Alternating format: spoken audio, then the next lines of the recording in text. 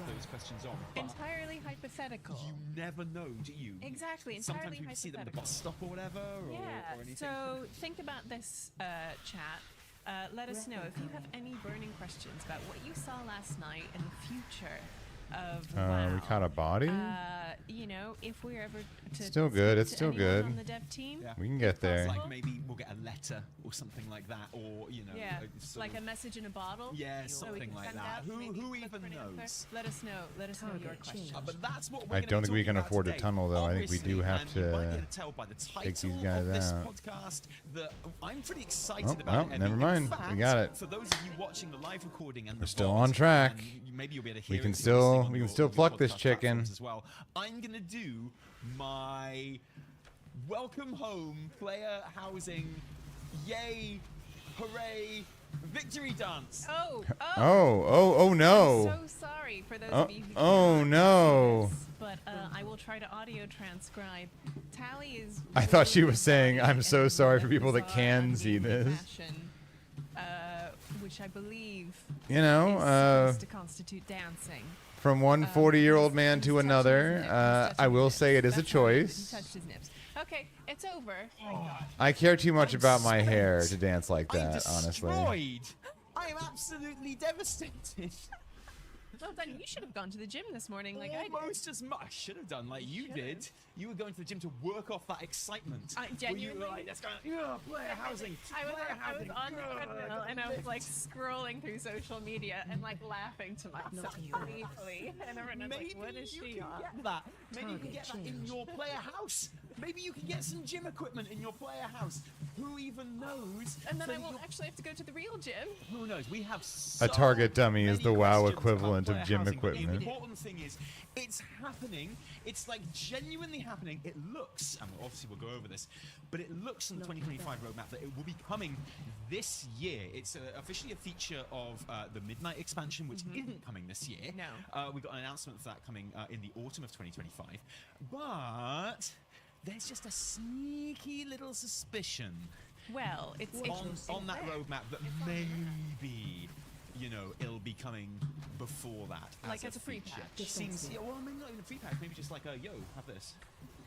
Literally one day we wake What? up and it's there. Just I disagree. have it. Look, You I'm know. excited. I alright. disagree. This is like Too. a seminal moment. Now you went to too. bed What's your last seminal? night after we finished I our disagree. podcast yesterday. We came down. We relieved. My perfect run is ruined. I had no their deaths this babies and run. duties. Yes, That's we my did. first We were both up death. here getting drunk and watching We the can TV. still time this, Excuse me, though. I had a tiny flute of champagne, and most of it ended up on my hair and like can still time and this. face. Yeah. And We relieved them. so we relieved them, much as I relieved the champagne Uh-huh. over your face. Uh-huh. And they went, and we sat down, and watched a couple of episodes of Lost. That was Target nice, wasn't it? changed. And then you went up to bed, and I was Pulsar. I literally said, I Pulsar am got right mind controlled and behind hits us with the you. my bad. My plan was to follow you up the stairs. And My take you bad up the was stairs, take typing. advantage of, like, the height difference at that Yeah, point. that'll do You it. know, take every opportunity. We can you still time don't it, you? though. Show your It's wife that fine. You love her and Exactly. touch her bum. That's what you do. That's the basis, in my opinion, of a healthy marriage. Lots of True. bum touching. You'll be fine. That's my Goes advice both to ways. you, kids. But I didn't do that. Instead, I sat on the sofa Watch your and I step. literally, pretty much, just watched the announcement over and over again. Sometimes I watched it with our reaction on it. Sometimes I watched it with other people's reactions on it. Sometimes I just watched that shit straight, and it was magical every time. And I swear, it feels. We're not like, gonna I'd have. be really interested to hear your opinions in the live chat here, but it feels like We're not gonna have one of bloodlust for this those final boss either. seminal moments We actually might not be in able WoW. to make You know, this. it was magical. It was iconic. You know, it was delivered by Ian. We might Ian actually was have cut good it too at delivering that kind of close. stuff. I don't care what anyone says. My mind always goes back to the big Legion Oh announcements. no, our Just- healer Just before Legion got mind launched, controlled. Gamescom or something. No. And Ian came out and he had a little change of costume after one of the announcements for Karazhan. Was it one of the bowling shirts? Well, no, Legion era he was bowling wearing a Legion bowling shirt, and then he did a little costume change into like a patch Target t-shirt, changed. and Amazing. then you know. How he about just, a when he feigned came death? out for that, he just had, like, How's this that for a whisper defensive? voice, like this little, because he knew he was about to deliver. 3 minutes 30 to kill a boss. I don't know, It was brother. like he was. I don't know, Quincy brother. Jones, And Wait, Or like have 3 no, minutes to he's kill a Quincy. boss. Who's the lawyer? Where? Anyway, on the TV show. What show? It's named after him, so I don't know unless you tell me the name. I think it's Quincy Jones, right? And he knew he had the perfect question. This guy was absolutely like, when All you right. someone into a kind of This trap, one's for all the marbles, right down to the wire. And when they started showing bits from 7.2, and I'll then use Argus my in the last Sky, consumable. and stuff like that, and say, we're going to Argus. Like he's great at that kind of thing. Yeah. And when he just said, like, oh yeah, and there is one last thing. Speaking of home, he said. Speaking of, and like, How dare. we were winding down. I was getting ready to kind of just start chatting about, okay, we didn't get to hear loads about what's coming, but still, what a great stream and stuff like that. It's been really fun. And, but no, he says the word home. Your ears just perk up, don't they? It's like, he said the thing. He said the word. Surely not. Yeah, doing an absolute Columbo. That's right. Just one last thing. My wife is waiting for me. One last thing. Oh. And what was your reaction in that moment, Evie? Oh, it's much like yours. My jaw dropped, and it was so weird because we've all wanted it. We've all wanted it for so long that Shelter. it didn't feel like it could happen, but when it did, it felt so right. You know what I mean? It felt so right, and I was like, this is exactly what we need. In lieu of an actual BlizzCon, because they were hyping up Warcraft Direct as this, this is this huge celebration. Everyone be there. We all have to. Everyone be there for sure. You don't want to miss this one. But let's get together. Let's celebrate what makes Warcraft great and amazing and wonderful. And doing that on an online platform, you're like, okay, fine. Like, I remember COVID times. I remember when we guys remember BlizzCon line? I don't. And I don't. right? And so I was like, so like, what's gonna happen? So having this really, it kind of filled that BlizzCon shaped hole in me. And I know how you love that whole Oh, I knew he was gonna do that. And when he said, Tally, you cad. it was obvious what he was gonna do, and we were like, dang, you are so ballsy. And it was obvious. And it that, was. and you know what? That is one thing I am like so I got grabbed. thankful for and happy about. They did not dick around.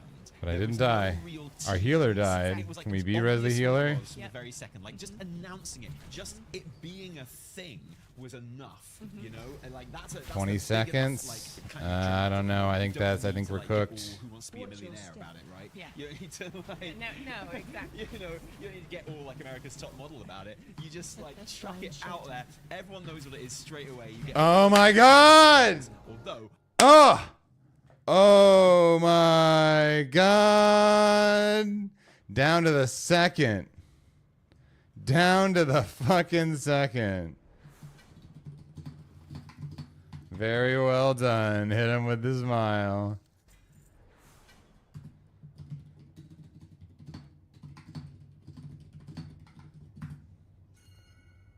Shammy, you need these boots? have to say, watching some Ooh, streams, right down to the exactly second. on the like it took a while. But we got to sink it. in for quite a few people. But we got You it. might be surprised to Maybe- learn. Do you think that's just disbelief that it could possibly be happening? It could be disbelief, and I think we've been doing this for so long. Oh my We've been god. lucky enough to be able to kind of interact. I think that's the tightest 10 I've timed this season. I think that's the first 10 that I've timed down to like the last second. And I got a good amount of score from that as well. It's definitely not my best 10, right? Going right down to the second like that. But I mean, City of Threads, which I smashed, versus Grim Batal, which I got in the last second, only 8 points in difference in individual score.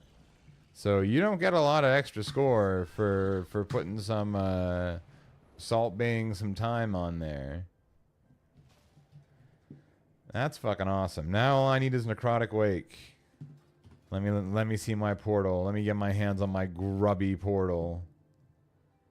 Where would it be? Hero's Path Cataclysm, right? Yeah.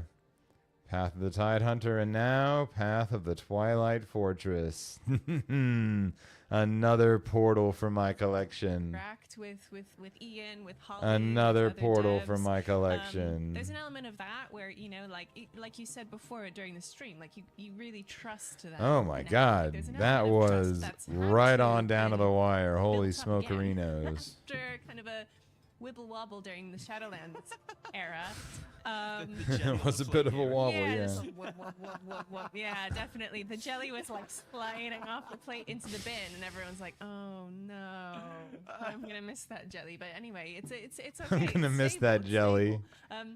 So yeah, so there's an element of that, and then also All yeah, right, like this. so this 763 bit of minus 900. Trust, like we've seen roadmaps and we've seen content delivered. We've seen kind of bugs appear in game, and then Divide by 12. devs react to it really quickly. All right, this is the closest I've ever been to capping out my Harbinger crests. Just 12 more timed Mythic Plus to go, and I'm there, baby. And the good news is I do need 3 more. I only need 2 to finish filling out my vault, but I did do a 9 mists. I did do a cute little 9, and that's not good enough. We got to get 10s across the board. We got to get 10s across the board. I don't know if we can get another one tonight, but I do want to try. But before we try, as I said, this is a double treat night. And especially after timing that key, oh man, I could use a treat. I could use a freaking treat. So I'm gonna let the lovely duo of T&E do a little bit of yapping while we just take a really short treat break for me to get another treat. We've seen player feedback, which actually has been listened to. So I think you know, because we had this kind of element of trust, I was like, you know, he says the word home, he's not messing us around. Yeah. This is what we're gonna get. Plus, he had his sneaky little smirk, and I know He that sneaky did, little he smirk. did, I he knew. did. I knew. Can I just say also? And by the way, if I hadn't liked these announcements, I'd be saying nasty things about this. But it was a good announcement, so I'm saying good things about it. Ian's beard looks amazing. Oh, just Isn't it brilliant? very neat and full and lovely. We saw him at Gamescom, and you know, in the flesh, lucky us. And his beard was just like unshaven at that point, and it looked good, man. Oh, he looked yeah. like he could be in a cigarette advert from the 80s. Like he was that Yeah. cool. And now it's like a proper Anduin thing going on. Yeah. Like fair dues, like he's like the elder statesman of we are going into his beard era. Yeah, we are. And I'm here for it because it coincides with a good era in WoW. We're going to have like I think that's maybe why he held off growing it at first. He was like, I want to see people's reaction to this era of WoW before I grow my beard, because I want people to have like a nice associations with my beard. You know, I don't want it, you know, he couldn't have grown it in Shadowlands because then everyone would associate it with Shadowlands and the game wouldn't have been able to move on until he shaved. We wouldn't have been able to do it, you know. But now we associate his beard with the hair, with the game being good, right? And that's very clever of him, because then even when the game goes bad, as long as he keeps his beard, there'll be something in our brains which is activating and going, well, so, I think the game's bad right now, but I look at Ian and something tells me I just feel comforted. I'm remembering better times. You know? And actually, kind of related to this, before I forget it, I think that WoW and the Warcraft team in general, and with Holly at the helm, like leading the charge, it feels really good. And I feel like they really... and this also comes down to the devs and the game directors and everything, and also the marketing team and the way they've been framing and presenting WoW.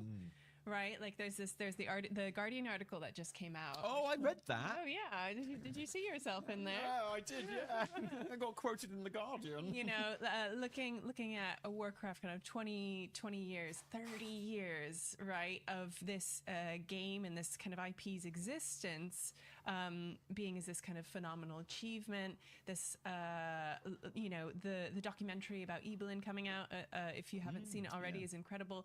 Also, just thinking of WoW, seeing Holly talking about everyone's personal stories, seeing all the devs talking about their personal stories. I know we always get this at BlizzCon, but this year it really hit home for me.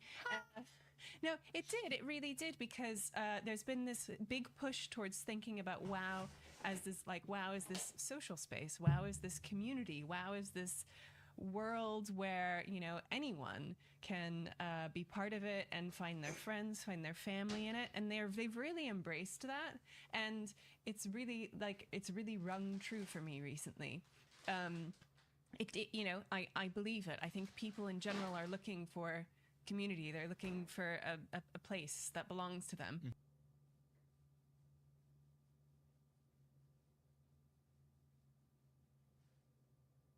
A home, as it were. So it all fits together so neatly, and I think that's part of why we're all really excited about it. Also, it's just going to be awesome. Yeah, exactly. And you know, that feeling of like, you know, you can be anything you want in WoW, and yeah, you can be a homeowner. How cool is that? Yeah. Unlike in real life, holy shit. Yeah. You know, I'm Congrats, gonna buy up millennials. all the real estate in WoW. You get your and first home. Yeah, exactly. It's like, you look like a Zoomer. You ain't no home for you. You're renting. You're renting my squalid, like, ghetto pad. Sorry. No. There's no housing market in WoW. There's well, we don't know how it's going to work yet. Homes. No, we don't. Imagine? Can you imagine if, No. like, you know, we'll be learning about it more in Don't the even months taint it, coming up. Tally. And you know, can you imagine if Ian comes on out and he's like, yeah, there will be 6 homes available. It's like first come first served. Yeah. No, absolutely We're not going to do that. We're not gonna do that. But I do completely agree with you about Holly Lonsdale. Like, what a legend she is. I've said this many times. Like, all right, and for our is second treat, the ace it's of going to be a Blizzard's big cookie. sleeve when it comes to just like making people feel good about the game again, making people. We're feel gonna like have the a big game's in safe cookie. hands again. And I think Ian is a big part of that as well. Absolutely. And I feel like, you know, Holly, what a Not a testament to protein Holly is so cookie. good that we're seeing the best of Ian. Not a now as weed well, cookie. which I think is fantastic, and it makes you wonder. Just a like, good what kind of old-fashioned restrictions he was cookie. working under, Just a some cookie. previously, and Absolutely, you they know, make we a can great get team. right because they've kind of said. Well, I feel like I almost have to Like, see if I can get a necrotic the wake, idea right? Ian just feels so much more Like, chill than he used I to. definitely He just seems like much don't happier like than he used to. necrotic I feel like wake. he's got a lot more. But I feel like I gotta go for it, right? Over the stuff I gotta he just go cares for about, it. Yes. and maybe a little less over the stuff he doesn't care so much about, which is in itself a really freeing thing. And I've always felt like the game was in pretty safe hands in Ian's hands, but I feel like Holly is the perfect. kind Just of run it front back, do because, Grimbatal again? you know, Sure. She is very Fuck it, emotional whatever. and evocative. I'll just and, run it you the know, fuck talks back, very dude. passionately in a way that, like, Ian's passion is a different kind of passion. you know? Yes, yeah. And then you got Chris Metzen doing his wrestling thing, like in a corner As far as I'm concerned, I never need to go back to City of Threads. I don't like City of Threads. City of Threads is not fun. Definitely one of my least favorite dungeons in the current dungeon pool. And because I got into that one really good group last night and absolutely crushed the key with them, I'm good. I'm good. We never got to go back there. That's done. as well, and like it's just like the perfect triumvirate at the moment. I think it's really, really great. But Holly is exquisite. She's wonderful, and every time I see her, I just feel happy. Basically, Me too. Yeah, Me too. yeah. She doesn't need to grow a beard to like. She's fine. Although, like, I wouldn't say no. Although, So, if like, she wanted to, by all go means. wherever you like. Yeah. Go wild. Yeah, but, go off, it's queen. just like wonderful having them involved in the game, and it's so easy to ooh. feel good about WoW.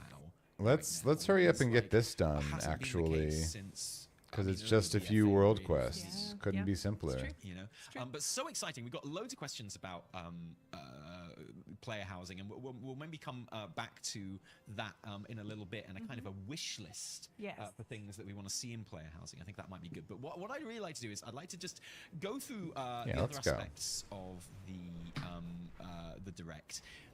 Maybe like the direct as a whole, and then get to Oh, I still got the break time specifically up. for WoW, the 2025. Here we go. Which thank goodness we have, isn't that Fix. brilliant? It's like, yeah, like I didn't think there was any danger that we wouldn't have a 2025 no. roadmap, but it's there and it's kind of got everything that we really wanted on it, so that's pretty cool. And you know, all the stuff about the new patch and beyond, and we're going to go through that with a fine-tooth comb. So if you were on stream with us yesterday on Twitch, you get to see us react to this stuff live. You get to hear us like riff about it now in the morning after the night before, and then you're going to see us talk about it again in the weekly reset on the weekends. So I mean, I feel like us. I hope you like. Yeah. I hope Wow, you like right? good news. Oh, I hope you like mate. great WoW news. Are you kidding me? It's such Love great you, WoW mate. news, though. It feels good. It just feels like I'm just so happy about it all, honestly. But I do also Yeah. have some questions and concerns and It's you know, nice. observations as well. Fair. So Good things are good. Let it be The said. Direct itself, you know, there was news about a variety of different games as we were expecting, but it was also meant to be a celebration of Warcraft and World of Warcraft, and you know, as it started, like in the pre-show, right, they had devs talking about their experiences of WoW, which is always nice, and apparently you have to be like stunningly attractive Extremely to work for good Blizz looking. these days. I know. Is that just because we're It's like, old and they're normal tick. age? Yes. No, but also everyone was like very good looking. Yeah. And exquisitely lit as Yeah. well, which Oh, you know, yeah. like we could Plays a big take a page out of their book for that. But and then we had like, you know, the kind of so much plinky plonky music as expected. I've never heard so much plinky plonky music in my entire life, and that kind of image of Warcraft, like pretty much the opening mission from Warcraft 1, sending some orcs like clicking around and stuff, and sort of various creators, I think it was, reminiscing about it. Do you think it worked as, because you mentioned it was like it filled your BlizzCon shaped hole? It did. And I mean, one thing when I think about one thing that makes me a bit sad, Oh. honestly, Okay, tell me. is like I was talking about how seminal and iconic the player housing announcement was, and it will go down in WoW history. That announcement, like it will be a thing. Absolutely. Like people will remember it forever, and it still feels weird to talk about even now. Like it genuinely feels weird to talk about player housing in WoW. Now it's like literally there on the table, and it's so wild. But I can't help but think like, how amazing would it have been to have that announcement at BlizzCon? Oh, I know. Yeah. I know. Imagine sitting there in Hall A or whatever. Imagine Ian being on stage in front of 40,000 people. Imagine the shit that would have been lost. Yeah. Imagine- Imagine him saying the line about Imagine home that. and everyone absolutely losing it. Like Yeah. the Yeah. biggest reaction I can remember in BlizzCon from being. I'm in not a BlizzCon and enjoyer, but I since get what he's talking 2017. about here for sure. Yeah, I know. Don't. We've been going since 2017, and you know, like the biggest reaction I've ever heard was in that first BlizzCon that we went to when they announced BFA and the BFA cinematic. Oh, the Yep. BFA cinematic. Yeah. Oh, hey, great minds think alike. Because I too was saying that we needed a moment like the BFA cinematic. Everyone was like unparalleled. I too was saying that. I always love it when people whose opinions I agree with reach the same conclusions as me. And people talk about like the reaction to WoW Classic, because that got announced there as well. And the announcement to WoW Classic was huge. It was massive. But you've got to bear in mind that the BFA cinematic came after the announcement for WoW Classic, so people were still really hyped about that. And then they had the BFA cinematic, which was And the BFA mind-blowing. cinematic is amazing. We so watched it good. yesterday morning. People were already on a high from the announcement of WoW Classic, and then The BFA cinematic and, was you know, incredible. like Maybe when one of their best ever. Sylvanas did like For the Horde, and at the end of the cinematic as well. I've never seen anything like it. People No. were like up on their feet. People were on their chairs. People were whooping and shit. Like, and 40,000. It was like being in a football match. It was It's that thing insane. from Avatar: The Last Airbender, where like when Aang comes and like there's that little guy like foaming at the mouth. Yeah, like, except there were 40,000 of Everyone that was little foaming guy. at their It was mouth, incredible. It was like, and you know, like that was some shit getting absolutely lost, man. It was wild. Oh, I will never forget that. Oh my god. And like, It costs too much. Not I a good feel enough like it could have return been a reaction for on Daddy part of that, Microsoft. maybe even more, I know. honestly, if we like, and you know, Ian deserves to be able to make that announcement. And you know why they didn't, right? Because I think Microsoft would have found the money to have a BlizzCon if they were actually announcing midnight. Like if I got my wish and there was going to be a midnight trailer, then they would have had a BlizzCon for that. But it's especially after watching the Warcraft Direct, it's now especially obvious that Microsoft looked at what was on the cards to be offered, what was going to be featured at a potential BlizzCon, and said, this is a pretty fucking thin soup. You know, we can't justify the 8-figure, 9-figure expense that's typically incurred by doing a BlizzCon. You know, we just can't do that. So maybe next year when you're showing off Midnight, but we're not going to do it this year. And I maintain we're going to see Midnight before the end of 2025. We're not going to have to wait till 2026 for Midnight.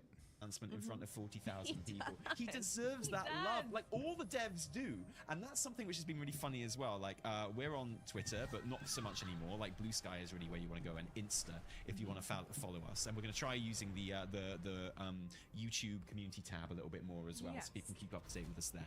But it really is Insta with a bit of Blue Sky as well, if you want to follow us kind of socially.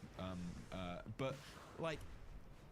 I gotta find them on Insta. WoW Dev, Twitter, social media. What a relief it was for them to get that news out. Yeah. I've heard, you know, some devs saying that they've been working on it for the last 3 years. Oh my gosh. But I think it's been longer than that, because I will never forget, and I will always go on about this, the 8.2 Summit at Blizz. Do you remember that? Yeah. And what was that? 2018? That sounds about right. I feel like that was 2018, and we got invited to that summit, and we were there with a bunch of other creators, and they took us into like the cinema viewing room to see the BFA trailer again. It was just great. And then we had a little chat with Ian, and I remember I was feeling a bit cheeky, and I thought, why not? When am I ever going to get a chance to talk to Ian again? Little did I know. And I was like, dude, player housing, is it something that is like ever gonna happen? Is it something you want to happen? Is it something you intend, like no matter like the roadblocks and stuff now, is it something that you want to happen? And that motherfucker looked me right in the eye. He didn't flinch, he didn't blink, he looked at me right in the eye, and he was like, yes, that's something we're working on. And I was like, ooh. Ooh, and that was 2018, motherfucker. And I always come back to that, and I always say, like, so I don't know what level they were working on it at that point. It could have just been an idea, it could have just been a conversation, like in the room, but there was an intention there. Yeah, right? But you know, at the very least, this particular iteration of player housing that we're getting, all right, focus up. That at least some of the devs currently at the company have been actively working on for the last 3 years and keeping a secret for the last 3 years, which I mean, that's not surprising, I guess, but you know, they got another year to sort it out. And you know, those devs deserve the kind of in-person love and adoration for stuff like that as well, because I feel like BlizzCon, you know, it's really good for us as creators. It's really good for people who just like the game and want to hang out, but it's really good for all of us to be around other people that just like the game, away from the kind of toxicity that comes in the larger internet and stuff like that, which is fine, it's understandable. It's nice to have just like the nice stuff sometimes as well. Yeah, and it's good to just remember that everyone like working on that game is a person. All the people who play that game, they're people. Like, and when you're all there together in a room, like there's no hatred, there's no like nitpicking, there's just like, oh, unless Mr. GM's there, like, no, we love you, Mr. I'm joking. I'm joshing. I wouldn't joke about someone I didn't like. Exactly. That's how it works. That's here how in the British UK. human works. That's how it works in the UK. It took me a long time to figure that out. Like people won't rip like, why is Tally always slacking me off? I thought you liked me. It's like people won't rip into you unless they actually love you. So it's you know, wrap your head around that one. But yeah, and it's always such a tonic. Every year BlizzCon is such a tonic because you're like, I just was in a room with like 40,000 other people who just love video games and the type of flavor of video game that I like, and some of those people even love like a particular character or quest or one thing that I also love. And we were all in it together and we had a great time. sometimes Muse plays and it's awesome. Like sometimes it's, you know, and just like bumping into people, saying hello. It creates such a good atmosphere. Yeah, both for players and for devs and for the people who make the game. So well, I think particularly for devs, and yeah, I think like I you feel know, for them. we get to enjoy the game with our guild and stuff like that. But for devs, like I feel like a live BlizzCon and an in-person BlizzCon is so important for like the recharging of their batteries. Yes. And you know, I think being a WoW dev can be really taxing because you're working for Blizzard and they suck. Like you're working for Microsoft, they fucking blow. And you know, like a lot of what you see online is people complaining. Like even creators and stuff that you like because they're usually seen as being quite enthusiastic about the game and stuff. Even will come out and will be like, you know, where's the content? You know, here's our wish list. I bet that content creators doing wish lists is like a dev's least favorite thing in the entire world. Yeah, Like I bet they'd rather be doxxed than see a creator do a wish list. I bet if I was a dev, I'd be like, oh, another fucking wish list. No, sorry, get lost. We've got stuff we're working on, right? And like, you know, yeah. So I feel that it must be really, really hard. You must feel like kind of everything's against you as a dev sometimes. Absolutely. You know, you're working on stuff you're working on stuff which you know people would be excited about. You can't even say anything, right? So how hard must that be? And like, yeah, exactly. And I feel like that in-person thing, like being there in that crowd when they react to something like player housing, I think is really important and it probably helps them get through the next year. Absolutely. Really. And yeah, so I'm sorry that they weren't able to have that moment.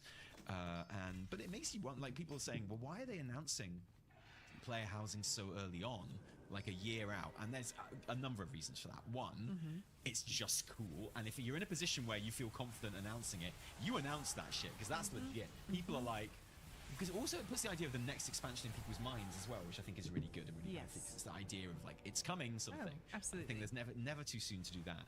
And you know, it's obviously a really hype thing, but also the idea that the Warcraft Direct itself and the things we learned about the War Within and what's coming in the War Within was really good and like really nice, but there wasn't loads of it. There was no like deep dive. There was no kind of like devs sitting on a sofa talking about all the fun things that's going to be in it. New That's mechanics, all, blah, blah, yeah, that's all going to come later.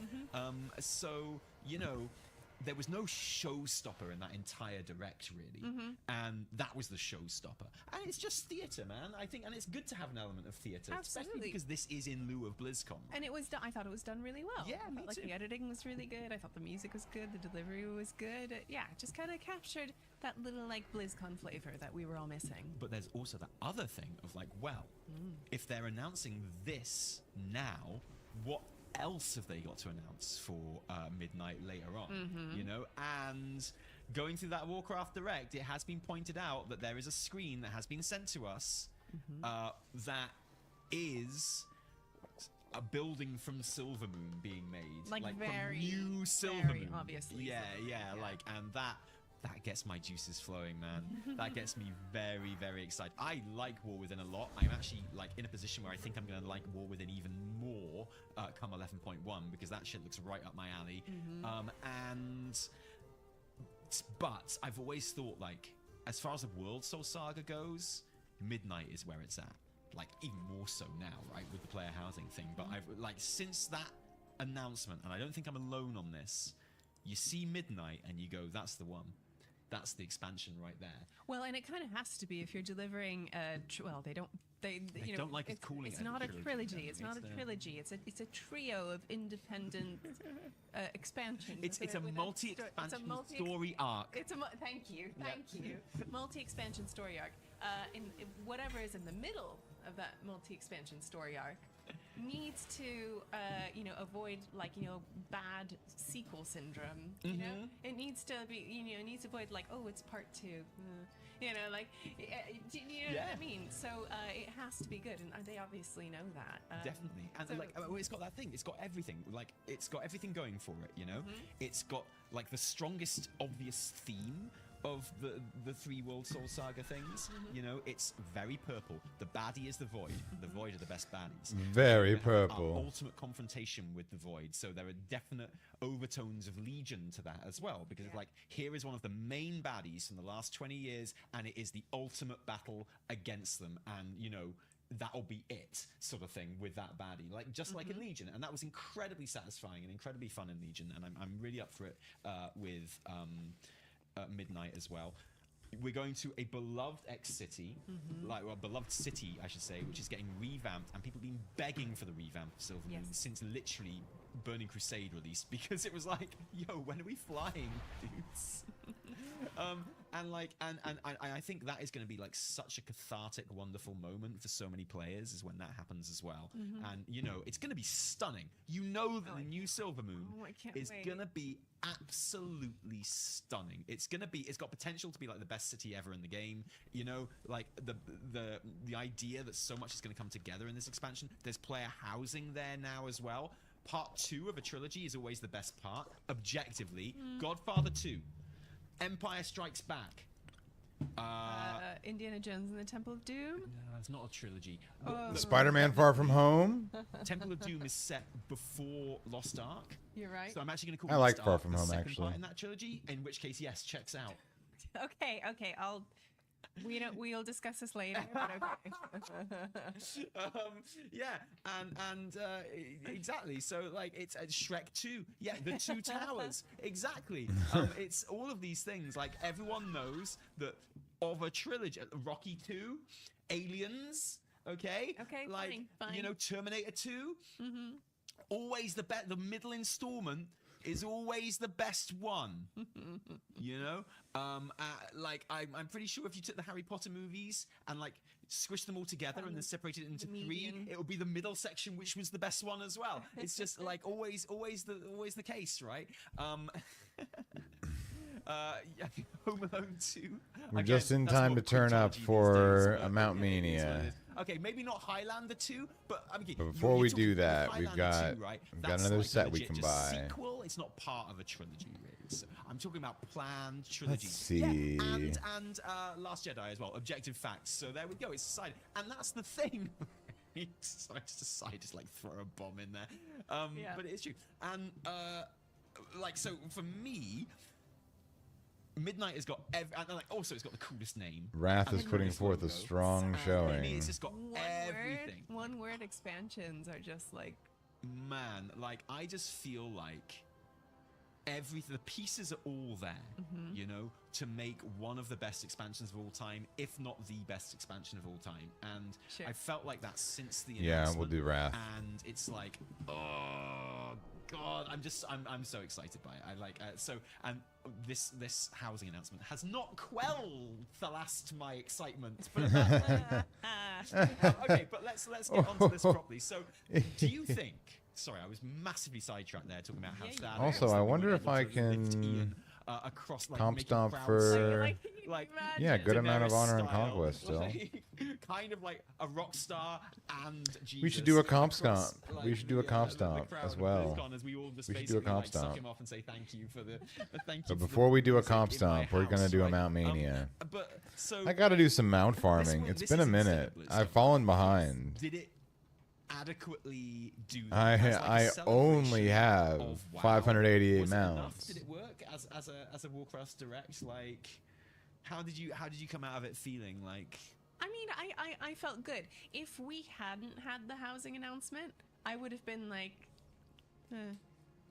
you know, like, so, but aside, kind of, what I mean is, sorry, aside from like the announcements, like the feel of as a celebration of WoW, and like as a celebration of the legacy of this game that is 30, you know, this franchise which is 30 years old, this game which is 20 years old. It felt like a nice tribute, and I really liked that they did the recording of the concert afterwards. Which we were there live for that one. Apparently someone in chat said they spotted us in the audience. I spotted you in the audience. Did you? Yeah, I saw you and Flame, but then my head was being obscured by a fucking singer. Oh. Boo. Yeah, so I'm glad they did that. It did feel like a celebration. Having the Twitch drops happening, that also felt quite nice. Being addressed by, again, Holly Ian, all the bigwigs felt nice. I think it's Was just there enough hard. plinky plonky music for you? Is that what you were missing? Did you just need some more plinky plonky music? Yeah, And there people was- like, there was I mean actually- it, wow, saved my life. I'm not even joking. There's more than enough of that. Oh, really? But the thing is, I don't think you only can have that in small doses, and it has to be, the antidote is like sitting in a room full of people. You know what I mean? Like, that's a good shout, actually. you I'm not can't, exalted with the 'cause Klaxi, again, am I? When they do that stuff, it kind No, of that was only on my Pandaria remix character. Everything. Celebration, having the Twitch drops happening, that also felt quite nice. Being addressed by, again, Holly Ian, all the bigwigs felt nice. I think it's Was just there enough hard. plinky plonky music for you? Is that what you were missing? Did you just need some more plinky plonky music? Yeah, And there people was- like, there was I mean it, actually- wow, saved my life. I'm not even joking. There's more than enough of that. Oh, really? But the thing is, I don't think you only can have that in small doses, and it has to be, the antidote is like sitting in a room full of people. You know what I mean? Like, that's a good shout, actually. You can't, because again, when they do that stuff, it kind of just takes me back to like COVID era, like, and everything is online suddenly. Everything is like tugging at the heartstrings, and at some point you're kind of tired of that. And but that being said, I did really like this. I just think it's really, really hard. I have that much to cash, don't do, I? like Oh an yeah, I adequate definitely do. celebration that is purely online. Yeah, and I I kind think of was so. hoping for, and they probably hinted tied at to this rep, before, though. that there Probably could be need some more rep. IRL things happening, like IRL events happening around the world. So in my mind, I was like, oh, it's going to be like those New Year's Eve telecasts where it's like, and from Los Angeles, we've got, the BlizzCon minute. live crew. I've and got then, Mecca like, done. And in London, Hold up. gong, like, a whole bunch of. That'd be so what, like a You know New what I Year's mean? Eve thing. Oh my I've got God. that. Like a worldwide New Year's Eve thing. That's what that's what I hell? imagine in my mind when they're like, we're doing global events to celebrate Warcraft's anniversary. And would be like, and now, live from New York, Yeah. Ian drops the ball. Not for the first fucking time.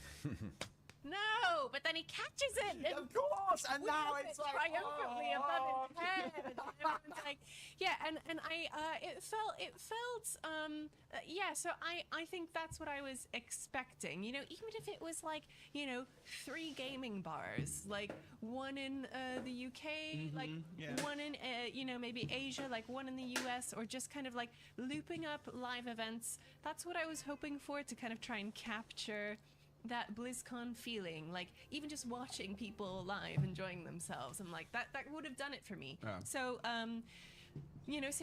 so in that sense, I just don't think you can replicate that with a purely online That's fair. video. It's a video cast. Best moment of that entire kind of like All right. I'm feeling good about WoW. Yeah. Definitely us. Mount Mania Us in time. this very room. Start off with talking a about- flex. There's someone at the door. You keep talking. Is that Big Ben Start chiming? off with a Tell the flex. story. Is that Big Ben chiming? That's live from London. We've got So you may have seen us pop up in the Warcraft Direct, which is such a joy. Because we sent that off, and when you do that, you're like, who knows what'll come of it. That little clip of Tally mentioning that when we were playing, and I don't think I have this he got a one. whisper. Oh, I do. Good. And we were on Vexiona. Oh, from the Emerald Dream. Yeah, And sure. we'd done it a couple of times, and people were just wiping to the just her flying mechanic in like the worst way possible. And our raid leader was like, Didn't "Oh my recognize God, the like, name, but I did have please it. stop 2 for dying 2. to the thing. I'm like, please stop dying to the flyover." And we started again. We did another run. And Battlebound. I died. Warhound. And Tally was like, Theater of "Hello?" Pain. Maldraxxus. Really? Again? And I whispered him back, and I'm like, "My Shadowlands broke," which Enjoyers. They had. While I was just sitting in my gaming chair. Not this one, thank God. And then he's like, should we go to the hospital? And I was like, And I felt fine. Nothing was happening. I wasn't having contractions or anything. I was just leaking. And, and I was like... I mean, that happens in Raid all the time. In fairness, exactly. like, bro, you're leaking. Yeah, exactly. In one way or another. And I was like, no, I would like to do this boss, and I would like to not die. And we did it, and we got the boss down. And then I went off to, like, have a bath and just kind of see what was going on. And I think Tally finished Raid, and then we went to the hospital, and then it all kicked off. But it was great to see us in there. Who's at the door? I never tire of hearing that story. Another one? Yeah, 2 packages from Zara today now. Yeah, there you go. Sorry, Tally. Excitement. Yeah. Clothes for our daughter, I think. Yeah. Which is nice, isn't it? Yeah. Who was not the one who was on their way when we were killing Vexio. No, that was the first. I was answering the door, so I don't know if Evie told the bit where she died to Vexio. Yes, I did. Oh, that's the one I'm missing. That bit out, so I thought I'd get that in there. That's not fair. I have all of the other Panthers. Yeah. I was surprised. There was a part of me that thought maybe you wouldn't actually join us for the stream yesterday when we were watching it, because in the morning you had decided to do some Mythic Plus and you got very angry with the game World of Warcraft. Ooh, I don't have this one either. On your PC.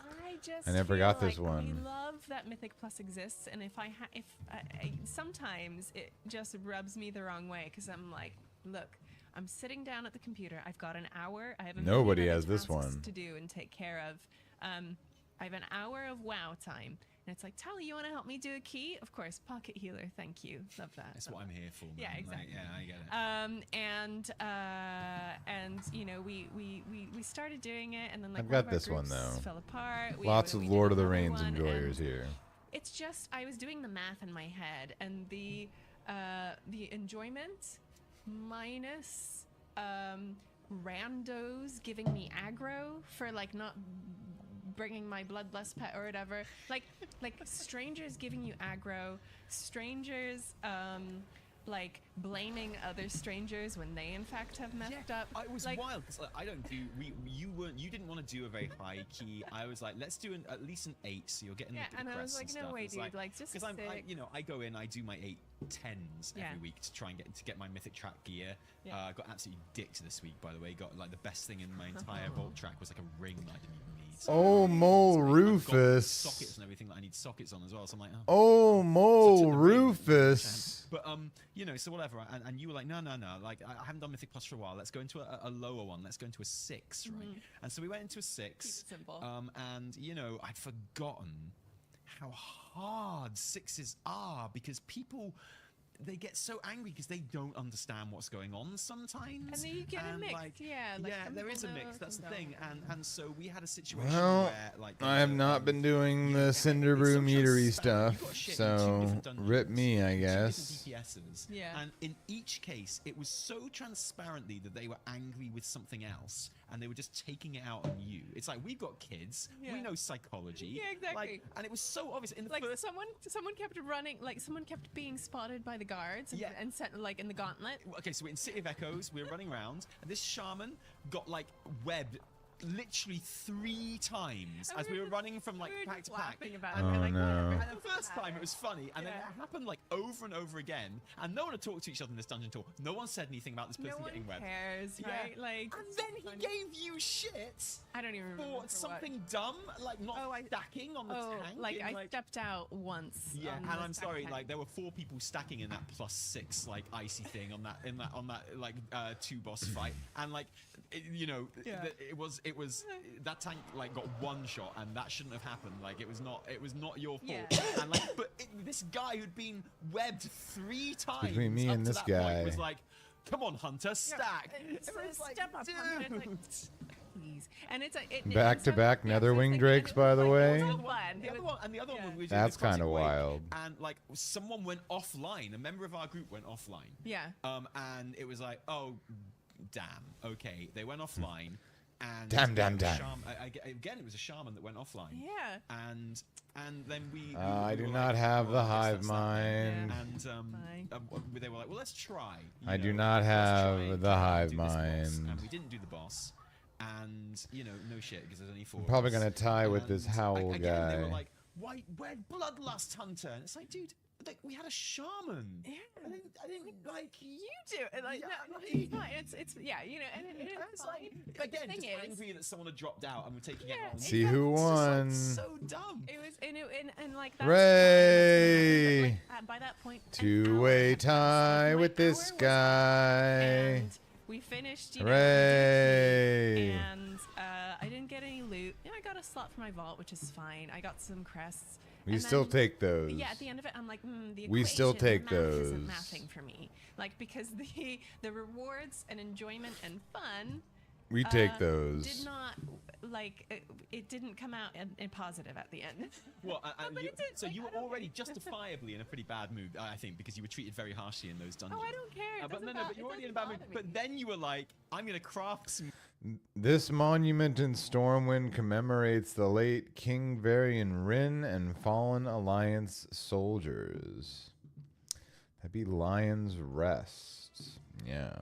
gear. I was like, how do I get this crest to upgrade like, my wait, gear? I have to And I get had to someone talk to you through craft this. my And I was like, you crest? have to Craft go it. to the vendor, you have to buy a crest using. Why? How do I buy the crest? I was like, well, you need a lot of crests, and then you buy. Is there a way to unlock Shadowlands vendors and island without doing the storyline? I guess it depends entirely on the vendors in question, but I fear that even if the ones that you're talking about, say just the ones in the individual Shadowlands zones, you can probably just unlock that straight away. But in order to buy anything from those vendors, you're going to need anima, and that means you're going to have to do some kind of content within Shadowlands to get that anima. I do think they sell some things for gold some of the time, but my recollection of Shadowlands is that almost all the transmog, almost all the mounts, if you get them from a vendor, the currency you use is not gold, it is anima. My recollection of Shadowlands is that you can choose to either play the story out the way it was told originally, or you can essentially do the story skip and get access to all the zones immediately. And I genuinely hope that's still the case. And if that is the case, then you can get access to all those vendors pretty much straight away. Not with every character. So this is actually the very nice thing about the War Within specifically and war bands specifically. It used to be that if you wanted to unlock all of the Shadowlands cosmetics, you essentially had to take 4 different characters through the 4 different Shadowlands covenants.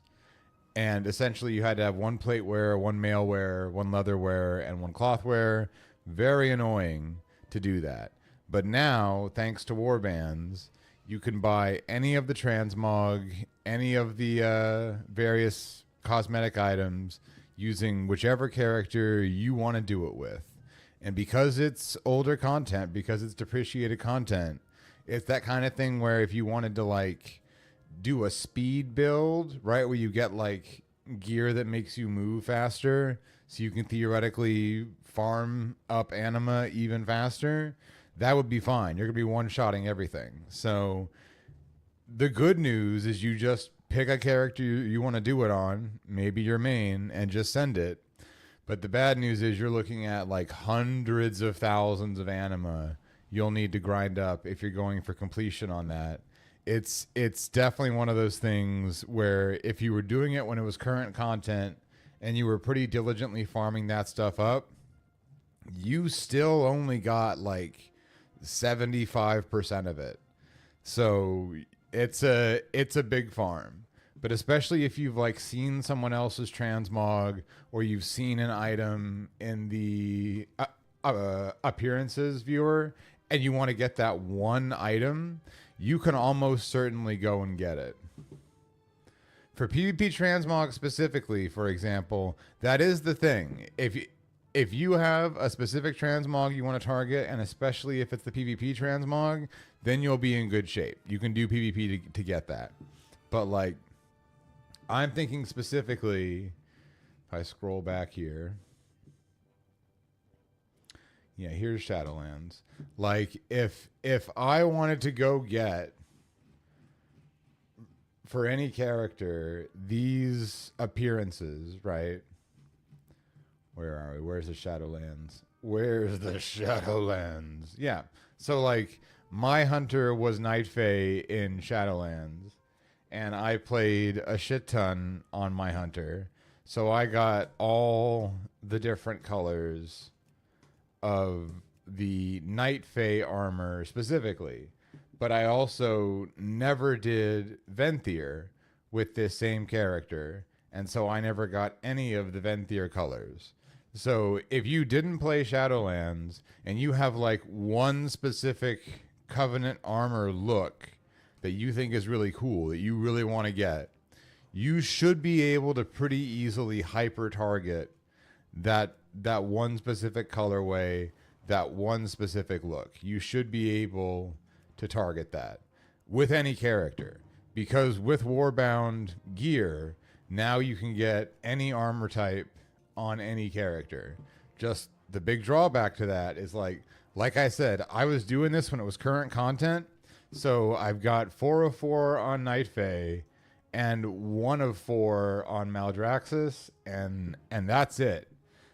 And that was a 2 and some change years long period of the expansion when not much was going on. So farming was all we could really do. That's just to say that if you're looking at getting various transmog and colorways from Shadowlands specifically to the point of completion, like getting a lot of them, right? Maybe you also want the Venthyr, the tier set, the Venthyr plate. You want all this. You want to go get all this.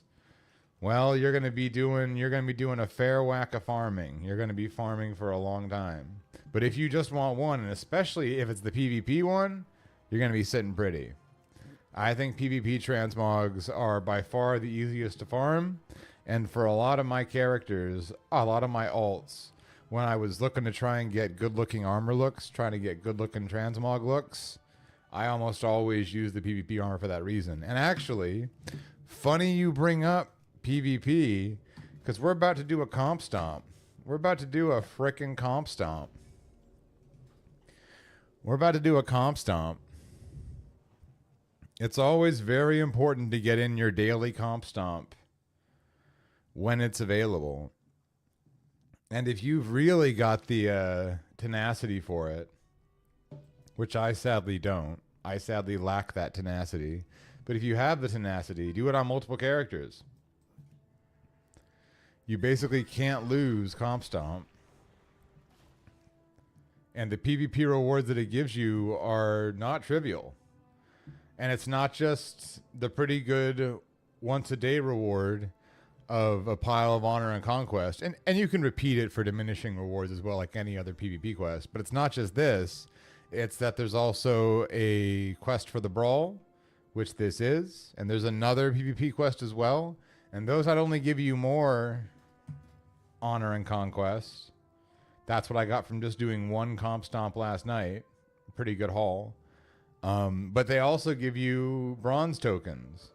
So you can cop more of the tier 2 update armor that's available right now from the vendor in the time walking event. So Comp Stomp really is ideal for getting all that stuff. And I'll be honest, I don't really farm that many bronze tokens because the breadth of stuff you have to do them, I personally find kind of boring. But if we're talking about just like weekly stuff to do, there's a series of quests in the time walking party zone outside the Caverns of Time, right? There's one to go do the frickin' Chromie thing, the Codex of Chromie. There's one to go do the Blackrock Depths last bit, the Imperial Seat. There's one to do those time walking bosses, right, that are in Daenerys. Those 3 chuckleheads. And then, of course, also the weekly crests for current content here in Dornegal, right? The one where you can pick one of the 4 ways to get the reward cache, the one where you do the specific dungeon for the week, those quests as well. They'll also give you celebration tokens. And so I just do that second group. I just do the Dornagal quests and get like maybe 20 or 25.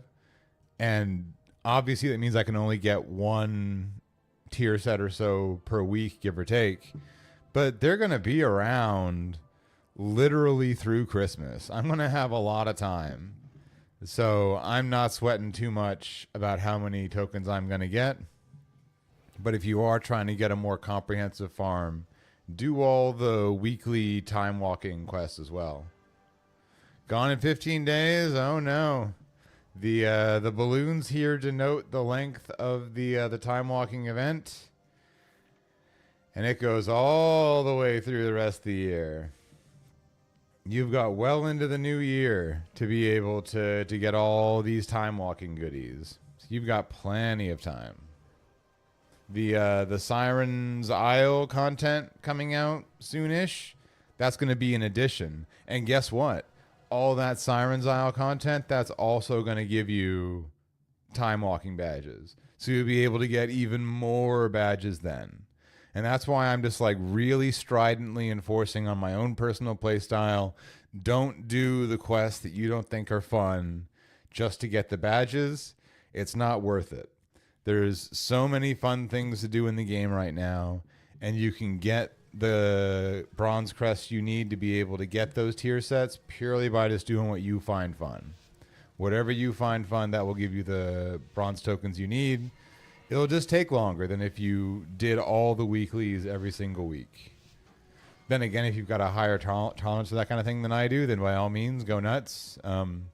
But pretty much anything that gives you some kind of a chest reward in the entire world gives it to you. Like, even so, you know how in the War Within, the 4 zones have like a super world quest, right? You unlock the super world quest by doing 3 world quests in that zone, and then you can do the big world quest. Even that big world quest gives you like 10 bronze tokens. You even get tokens from that. So if you're a world quest enjoyer like me, that's another easy way to get more tokens. Like, I was just down in the Ringing Deeps earlier tonight getting a few more world quests done to get the weekly done. And while I was down there, I unlocked the big world quest, and so I flew over. It's got the built-in group finder button where you press the button, hop in the group finder. There's some groups. I joined a group. We did the quest super easily. Bing, bang, boom. Got myself another pile of tokens. Like, I think 10 of these 12 tokens were from that. So a lot of ways you can get the tokens that aren't even all that obvious. Oh, and hey, that's the best part about the looking for group tool in those kinds of situations, Crasso. So if you are ever doing something in the open world that is best done with a group, maybe it's like a world boss, maybe it's one of these super world quests. If you just fly to the place where that thing is, right? If you look on your map, and you just fly up to the world boss, you look on your map and you fly up to the big world quest, then there will be a little pop-up in your quest log that shows you're in that quest zone. I'll see if I can show you this when I get out of this comp stop. And there'll be a little group finder like I button right there next to that quest. And if you press that I button, it'll pull up in the group finder only the groups in the group finder that are doing that specific world quest. It's actually a really awesome tool because I'm not a huge fan of the group finder personally, but that group finder tool as relates to world quests, super useful. Incredibly useful. Yeah, I will show you that after this comp buy the stomp. crests. And then, and you like. I will show you that after Okay, this I've done comp now. stomp. What do I do now? But that's just me being grumpy. And then I was like, well, now you have to like put a work order on. You're like, what? What? Yeah. Okay, what do I tip? What do I tip for this? And I was like, I usually do I was like, wait, 5k, I have to and you're pay like, for mats. 5k? I always tip 5k, but I have to tip. I have to get all the mats, and then I have to Yeah. pay for that, and I have to tip for someone to make the crest, and then I have to Things tip are for the actual expensive, item Evie. Again, so it's like an absolute gold sink. Anyway, it doesn't matter. It's all just goofy stuff. But Sorry, but I was basically like surprised that you came for the stream. But I mean, I think it put us all in a good mood, though. So that's, yeah. So as far as like other announcements, before we just get to Comp stomp. there was the PvP that doesn't require any skill whatsoever. On top of that, will you be playing that? Absolutely, especially considering that we were just very kindly sent some battle chests. So Were we? yeah, Who? Just is that? yeah. Oh, that's so nice. Yeah. And that's actually And, we'll and have the to thing play is, it now. I was super Glad I excited. didn't buy it this morning like I was going to. I know exactly, but I was super excited when I heard about that because I was like, oh, dude, like. It I'm helps that just I've got pretty gonna, good gear. Like, play it, I'm- can I play it I'm- for bed? Like, can I I'm play it pretty close to the item level cap right now. The possible item level cap is, I think, 636, 639. Here, once I finish loading in, 639. So if I had just absolutely maxed out gear in every single slot, everything except this piece, because it's crafted, would be 639. The rest would be 636. So what's that? That's like 638. So I'm only about 9 item level off from maximum item level on my main, and I'm fortunate enough to have a mythic weapon as well. So that does help with the damage. But as has been witnessed on this stream, I have clawed my way here, kicking and screaming, over several weeks now. Okay, the world boss is down there. Okay, well then I will use one of my portals, one of the portals that I got for timing a key, and I'll just teleport down to Hallowfall right now. I'll just teleport down to Hallowfall right now. There I go, I'm teleporting. Pretty decent reward for doing Mythic Plus. It's a high barrier to entry. On this very stream, I have meticulously ground my way up from 2s all the way to 10s over the course of literally hundreds of Mythic Plus. But the reward, you can portal directly to the Mythic Plus dungeon that you have timed a 10 on. What a great reward. But you can see, like this skull right here, this is a world boss. And I don't normally need to do these, but I will fly to demonstrate what I'm talking about. You can see, now that I've selected it, even though I'm not even there yet, there's a little looking for group eye here right next to it. I just press that, and now the only group doing it right now, I can sign up for it while I'm still flying there. I get immediately invited. We load in. And not only am I there to do the world boss, but I'm already in the group. So I didn't have to go into the group finder and like look in the pre-made groups, or like, am I looking for the right thing? Ticka, typing in the search.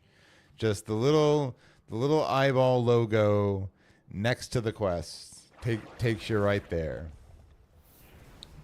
Unironically, one of the best features in World of Warcraft. And I honestly wish they used it more. Oh, sure. You can see right here. Is it covering up my screen? No, it is visible on my screen. Right down here next to my damage meter, the quest for this this world boss.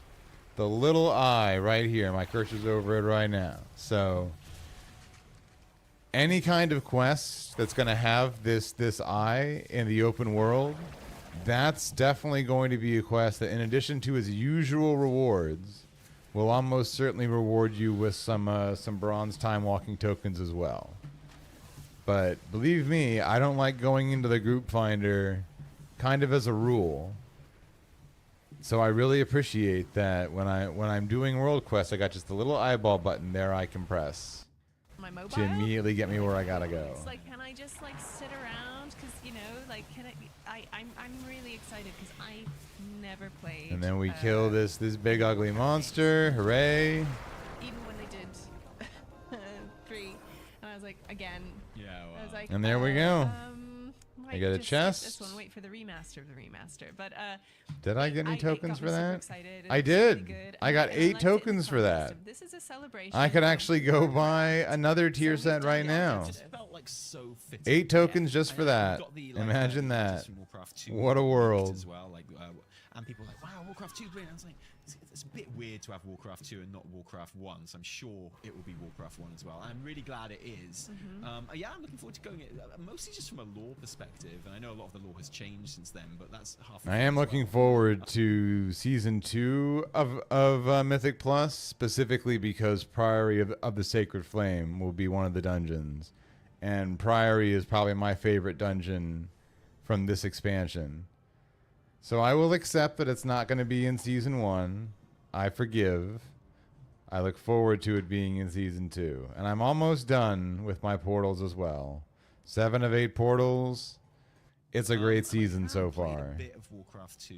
I've never played any. All right. Warcraft 1, Give me my rewards. I really Gimme. love that they've stayed very true to the original graphical style as well. And it really is just kind of like an HD up-res sort of thing. Gimme my rewards. So that's exciting. Are you going to play it? Yeah, I really am actually. Especially if, like, they're not as long as Warcraft 3 and they're not as involved as Warcraft 3. Sure. Like, it is much more of a kind of a fleet. And also, like, the HD kind of remaster of Warcraft 3, like the classic HD remaster graphic. That world quest could be worth doing for a little pittance of Valor Stones. In Reforged. But like, if I can go to A little pittance of Valor Stones it is, yeah. I think I'd be well up. I think Oh, really grim. And, like, I didn't play Warcraft, but I did play Age of Empires, so this is gonna like press those buttons. Oh, for me. grim. Yeah, Feel good. I played Dawn of War. Oh, heck yeah. It was like, my big RTS that I played in drama school when I should have been doing like other things. Yeah, although I just used Age of Empires to like create my own little scenarios and like role play, like a little, little horse running around like nowhere and then like sending animals into it. Beautiful. Yeah. Awesome. Yeah. The power of imagination. The classic announcements and Mop Classic. I feel like Mop Classic might be. So when it comes to finding groups for things like the originals, oh my god, the stuff's actually harming me. Excuse you, my gear's almost maxed out, and I'm talking to a viewer. It's very rude of you to suddenly be very challenging. What you're gonna want to do is you're gonna want to go into the pre-made groups, and you're gonna want to go to custom. And usually you can even just search originals. And if someone's doing it, I might not have spelled it right, then that'll be there. And if there is no quest for that, you can actually see some of the individual bosses are named. You can see Emerus, Dragon of Nightmare, a little bit of farming in there. Sometimes folks just aren't doing stuff. Like if you're a late night enjoyer like me, if you're streaming WoW in the middle of the night, definitely not that many groups.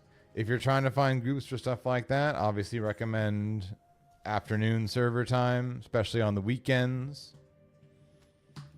But yeah, if folks are doing it, that's the way to do it.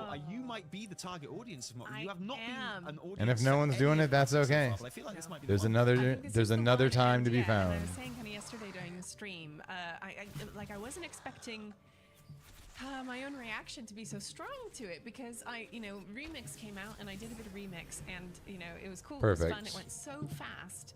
And even before it came As Daddy Dratnos, as the luminary of the World of Warcraft meta, Dratnos is fond of pointing out, Valor Stones are hard to come by, and you go through them so quickly when upgrading your gear. So I am deliberately doing a couple world quests to deliberately get some Valor Stones to plan ahead. Today is Friday, technically, I guess. It's still Thursday. And so that means on Tuesday, I will, if there is any god above, get a mythic item out of my vault. And I'm going to want to be able to immediately upgrade that item to full strength, like my gloves, like my weapon, like my chest. I'm not going to want to have to wait on that upgrade. And I've got the crest for it. That's cool. But will I have the stones? So that's the big impetus behind doing Mythic Plus for me right now. Doing world quests, just trying to scoop up some Valor stones.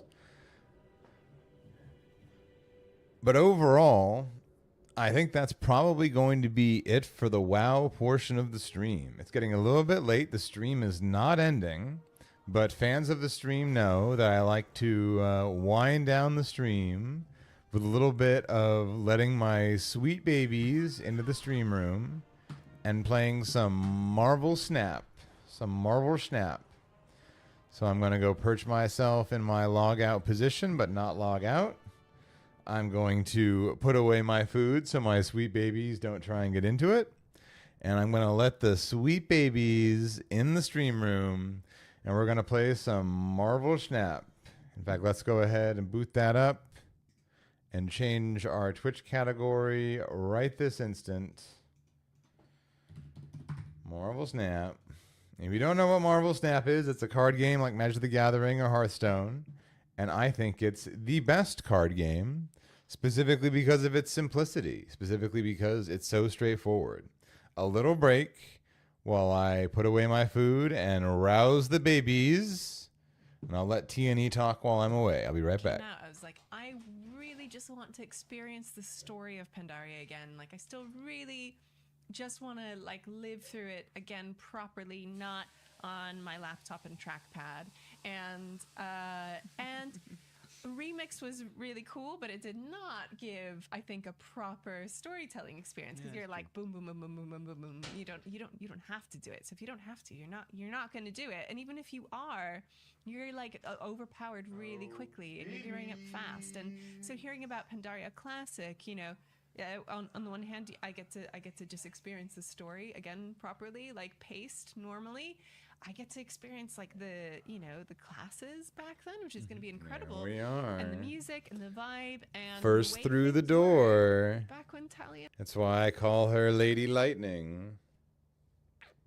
Out of all her siblings, she's the Dex build. She's the speedster. Little Athos. I wonder if you can hear her purring on the mic.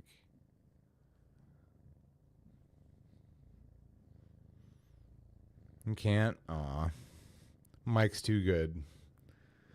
There is some kind of noise suppression on the mic, which is useful when there's like fireworks outside my house, but then you can't hear my sweet babies purring. I got you in a suplex.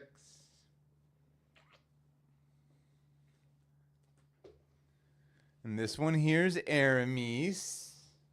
She's a little nerd. She likes to yap like her old man. Sweet little girl.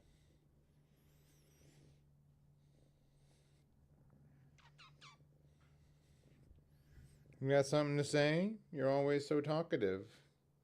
You got something you want to say? No? Okay. You don't got to say nothing, honey. Or you can wait until you're off camera and away from the mic. And then they won't be able to hear your screaming, but I will. But I'll be able to hear your screaming.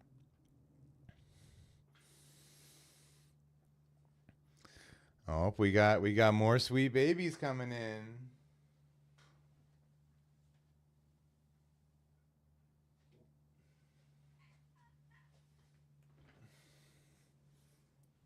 It's D'Artagnan. It's D'Artagnan.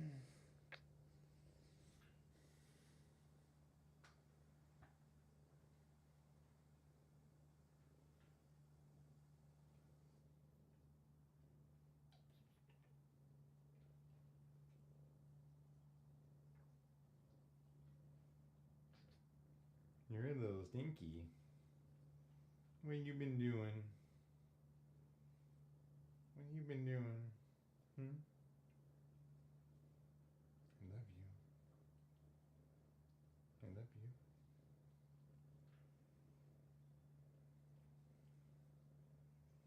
I love you.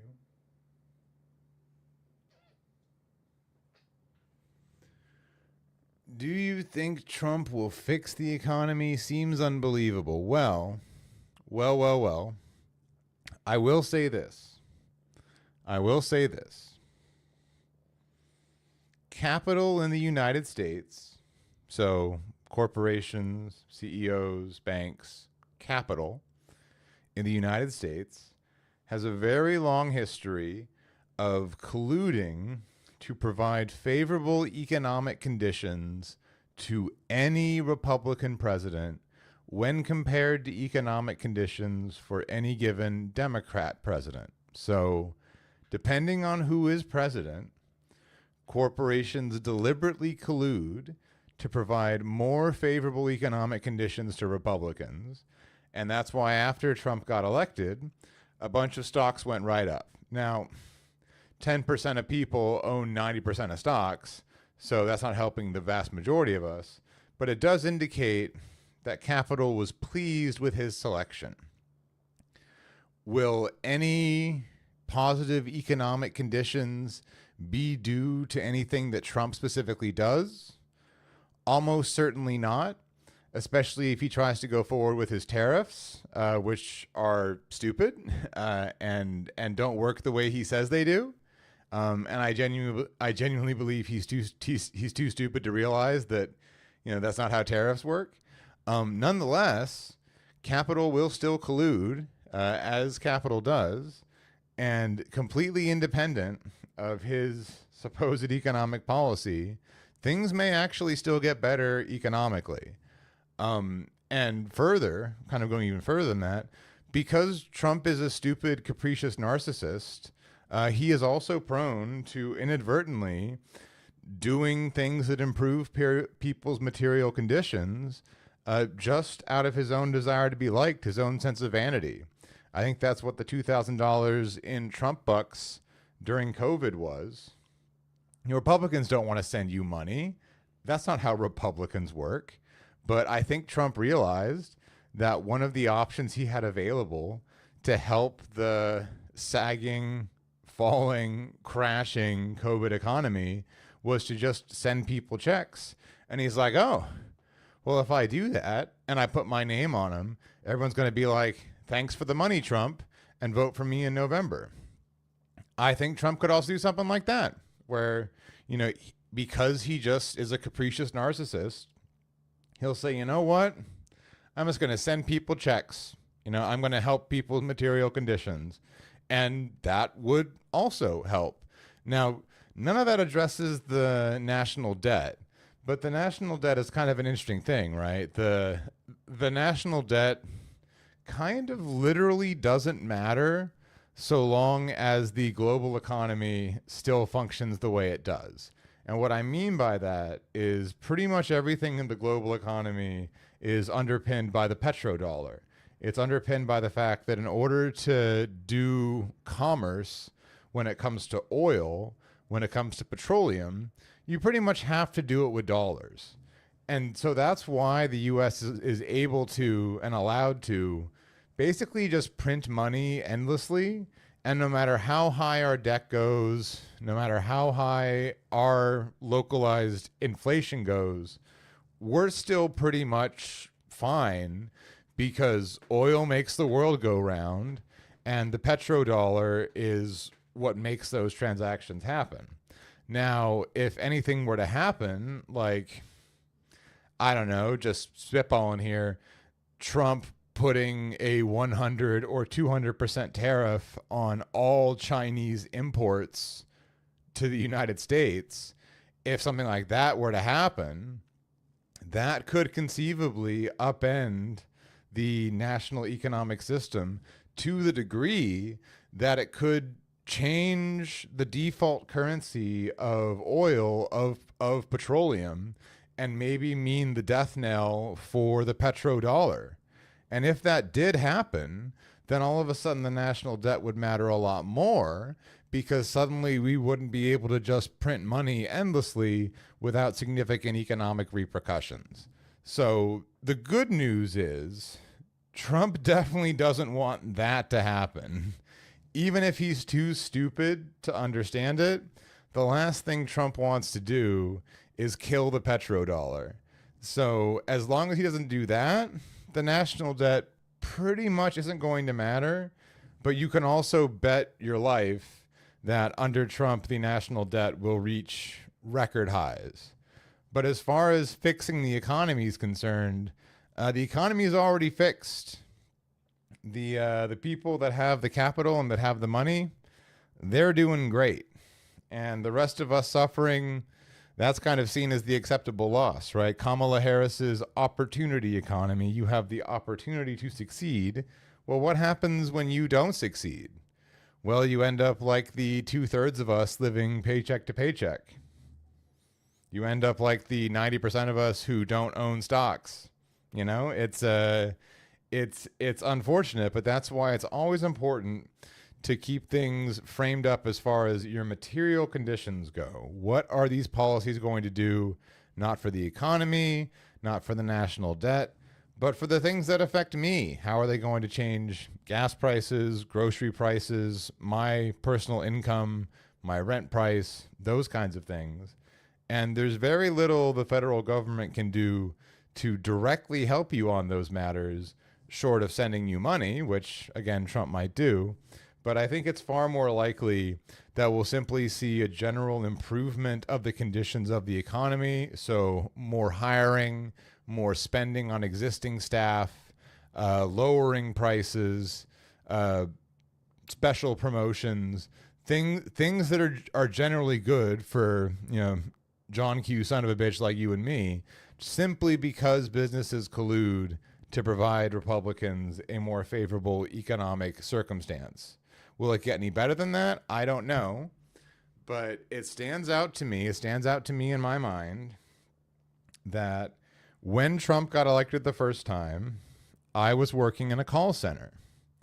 And then over the course of Donald Trump's presidency, I found myself in a very cushy 6-figure office job.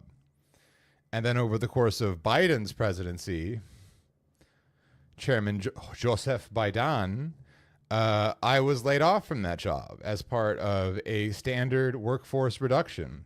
You know how like Blizzard Entertainment basically fires workers every single quarter just to boost their stock price? And how like every company does that now? Well, that happened under a Democrat president.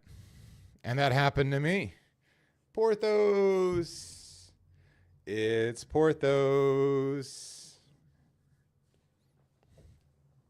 So obviously my material conditions, my life got a lot better under Trump and got a lot worse under Biden. But do I think that either Trump or Biden's policies caused that to happen? No, I don't think that. I think that capital, I think that my employer, who had shareholders, who had, customers that were not customers, right? These corporations, their customers aren't the people that buy their products. Their customers are the shareholders to whom they have a fiduciary responsibility. So they made the decision to, a Republican's president, so we're going to hire up people from our call center into much nicer jobs. And then they likewise made the decision 4 or 5 years later to be like, there's a Democrat president, inflation's super high, it's super hard to do any mergers and acquisitions right now. So the only way we can juice the stock price is to lay people off. So we'll specifically lay off people that have worked here more than 5 years, that are less than 40 years old, because they're the most expensive employees as far as long-term benefits, but also the ones that won't be eligible to claim age discrimination. Because if you're over 40 and get laid off in that kind of workforce reduction, depending on the circumstance, you might have a case for age discrimination. So we'll make sure they're all under 40, and we'll make sure they're our most tenured employees to shed the most costly employees, and our shareholders will love it. And of course they did. And of course I was mad when it happened, but you know, without sharing where that job was, that same corporation has basically done that exact same thing pretty much every single quarter since that happened to me. I didn't work for Blizzard, but Blizzard does that too. You know, Blizzard lays off dozens, hundreds of talented, loyal, devoted workers pretty much every quarter just to appease their shareholders. And now they have even less autonomy because they're owned by Microsoft. When Blizzard was merely partners with Activision, Blizzard still had some autonomy. But because Blizzard has been acquired by Microsoft, Microsoft gets to dictate how Blizzard runs their business. So obviously layoffs have gone up under Microsoft because Microsoft can tell them, you have to lay people off. We're the boss of you. And I suspect that's what happened where I worked. Where I worked, there was somebody way up the chain that said, you got to lay people off. And they said, okay, if we got to. And so that happened to me. Not because of Joseph Robinette Biden, not because of Donald Trump, but just because that's the way business operates in this country. Now, will either party do anything like guarantee me an unemployment income or help me find an equivalent job or ensure my housing or health care and my unemployment? No, not even Democrats will do that shit. So I think it just comes down to, will Trump make my life personally better? Probably, but through no direct action on his part. He'll just do his usual shit, and Capitol will do what they always do. Say, oh, hey, a Republican's president? Let's hire people. Hell yeah. The only problem is, I'm very aware that there are thousands, maybe hundreds of thousands, of people exactly like me that used to have one of those really well-paying office jobs that lost it over the last 4 years, and now we're all fighting like fucking bloodthirsty animals for any scrap of any kind of office job that we can get. It's a big reason actually why I started streaming. I started streaming because I reached a point where I'd completely run out of money, and I had to accept that I wasn't going to be getting that kind of job again. Oh my God, honey. I've got a kitty party in my lap right now. So I took a much lower paying job in food service. I work in a restaurant now. I used to work in a top 30 tech company that you would definitely have heard of, managing millions of dollars in accounts. And now I make people food. And let me be clear, my current job, much harder than my office job. The fact that my current job pays me a lot less is in no way a testament to, one, how hard me and my colleagues work, and two, the amount of knowledge and skill and competency that especially the cooks, the managers, you know, display in how they run the restaurant. Like, I've seen a lot more talented people working in food service than I ever did working in tech, but doesn't pay nearly as much, and crucially does not guarantee me 40 hours a week or even a living wage. And so when that happened last May, I was like, okay, well, I've always wanted to stream, and indeed, whenever I'm at home playing games, watching videos, I'm always yapping. I'm yapping to myself like I'm Hasanabi, but no one's listening. There is no camera on. There's no mic in my face. So I'll just switch the camera on. You know, now that I got this food service job getting 25 hours a week, I've got a little bit extra time in my week every week. And so I'll just send it. I'll just send it on stream. And I can tell you, I've had a much better quality of life working in food service and streaming than I ever did working in tech. Because the thing about having like a really nice 6-figure like tech job is that you can pretty much never clock out. Like you're basically expected to always be available. And they talk a big game about work-life balance and about, oh, this and that.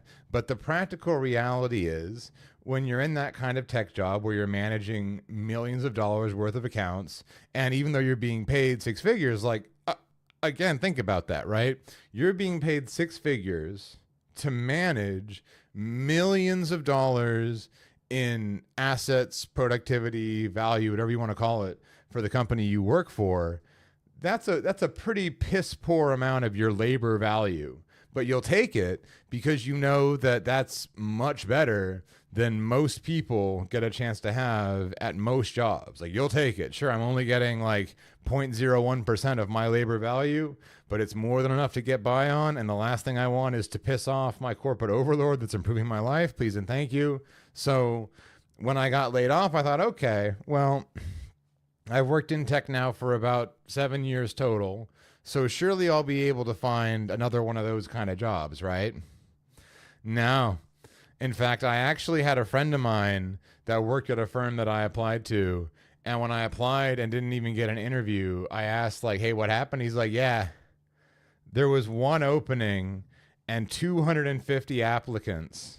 And the person they brought on had 20 years of experience. I'm like, oh, okay, well, that explains why I didn't even get called in, because my paltry 7 years was not enough to, I'm sure, even make the top 5 of those 250 applicants.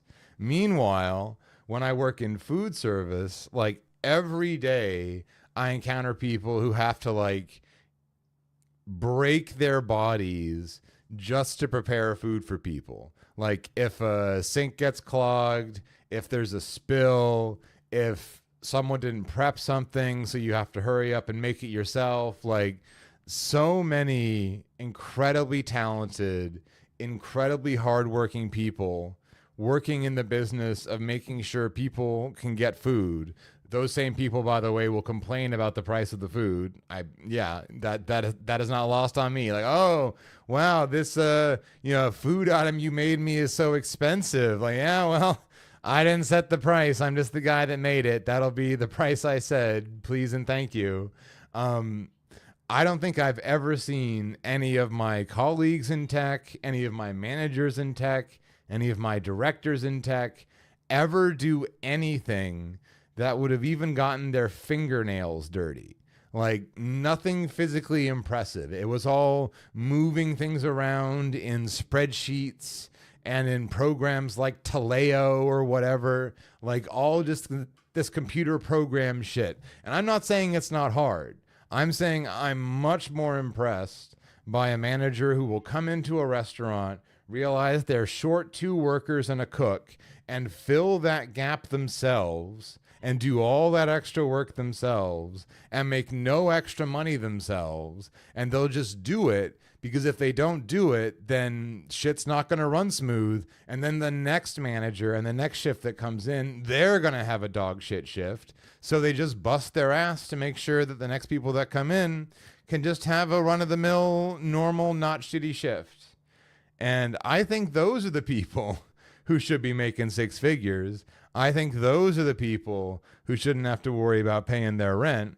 But since we live in a topsy-turvy world where the people that get paid the most contribute the least to society, well, the best any of us can hope for is to try and get one of those kind of jobs. Because the best kind of job you can have is one where you don't work very hard and get paid a lot of money. But there are still people in this world that have to do other things. They have to make your food. They have to drive your car. They have to pick up your garbage. And those people should be paid a living wage as well. I always felt that way, even when I lived comfortably working for a tech company. And that's why when I had the means, I always tipped exorbitantly. Like, I would take a Lyft and then tip basically the price of the Lyft fare again to the driver because dude, you were my personal chauffeur, and I bet Lyft is paying you like $5 for that. Here, have the wage you deserve because I can afford it. And we cannot just continue to rely on the largesse of kind people with money to make up the gap. People that do hard work should be fairly paid. And yes, especially at the time, I was incredibly mentally drained from all that work at the tech company. So I was laid off in summer of 2023. So it's been about a year and a half now. But I can tell you, I wanted to stream when I worked at that tech company.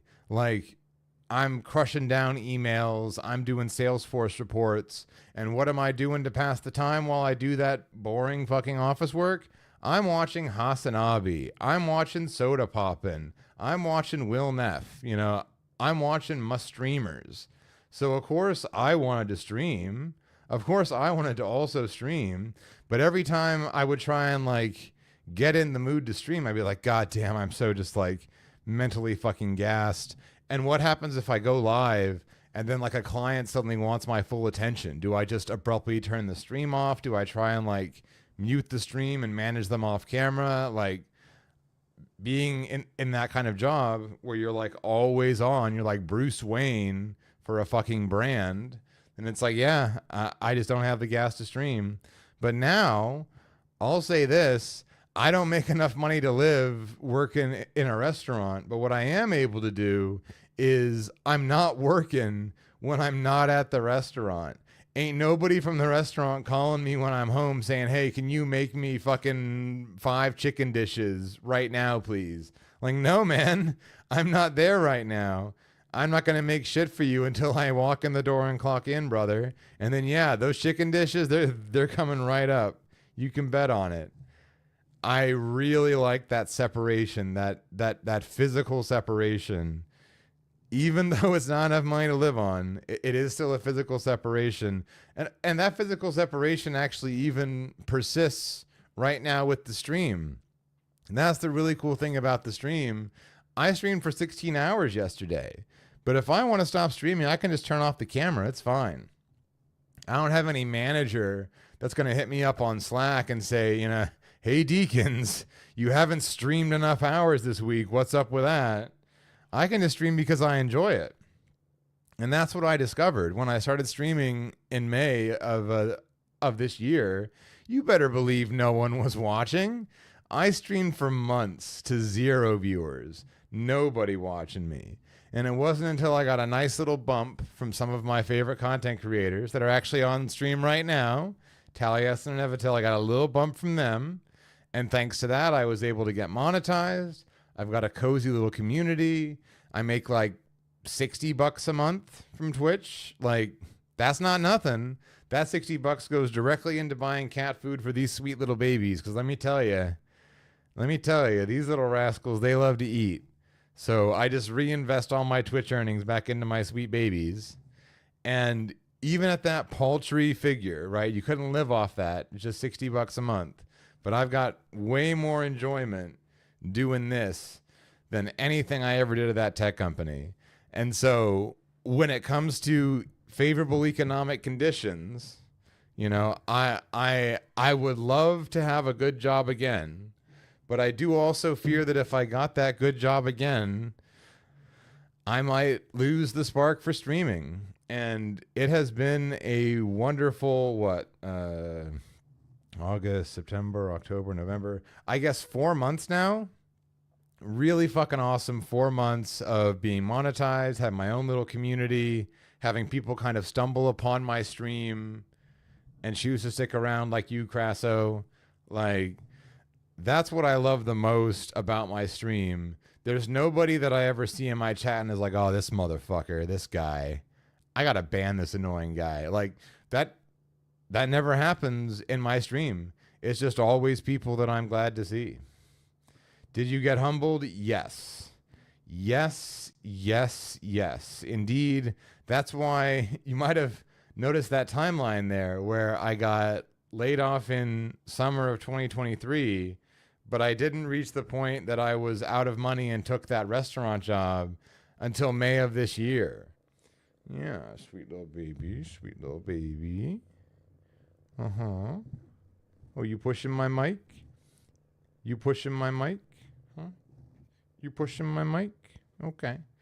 I spent a full year fully depleting all my savings, all my resources, calling in every favor I had, trying everything I could to try and get back into that line of work, to try and get back into something like the job that I lost, because I was convinced that after 7 years of working in tech, that I had like achieved escape velocity. Before I worked in tech, I spent 10 years working in retail. Barnes & Noble, GameStop, Pier 1 Imports. My 20s, an entire decade spent working retail. And let me tell you, that was not a whole lot of fun. So moving into tech was a move I was very happy to make. And I was convinced that I would not have to go back. And it took me a full year to realize I had to go back. And I didn't want to do retail again. So I specifically picked food service because I specifically wanted something where I could get free food. I specifically wanted something where part of the compensation would involve some free food. And that's why I went with food service. Plus here in California, here in communist California, fast food workers like myself make $20 an hour, 20 cool dollars an hour, not enough to live on at even 25 hours a week. It's not enough to live on in this state, but it is enough to at least keep me from crashing out. It's enough to at least keep me from going bankrupt. So that stopped me from crashing and burning. But now my life is a lot simpler and frankly a lot more desperate than it was prior to losing that fancy tech job. And that's the other reason why I'm so grateful for the stream being a thing, for the stream being a thing that I can do. Because yeah, that whole process, not super good on the old mental health, not super good on the old brain, does a number to you.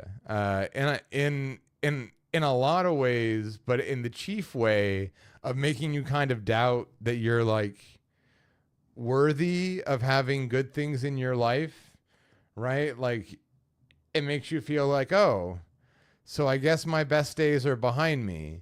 And now it's going to be just the slow decline of nothing going my way until I pass on.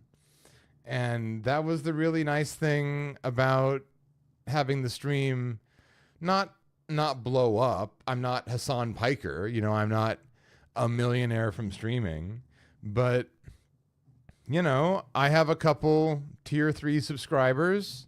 I have some whales that come in here and drop biddies and drop gifted subs and kind of take care of my stream in that way.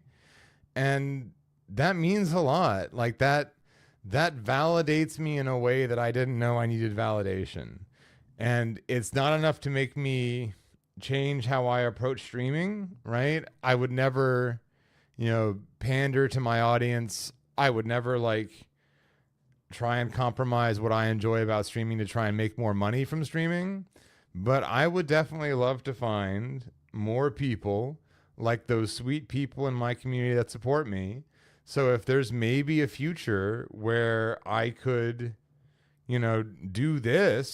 do streaming for a living, I would embrace that. That would be a lot of fun. But until then, I work my civilian job at a restaurant, and then I stream when I'm not working. Well, and see, that's the other thing, Crass.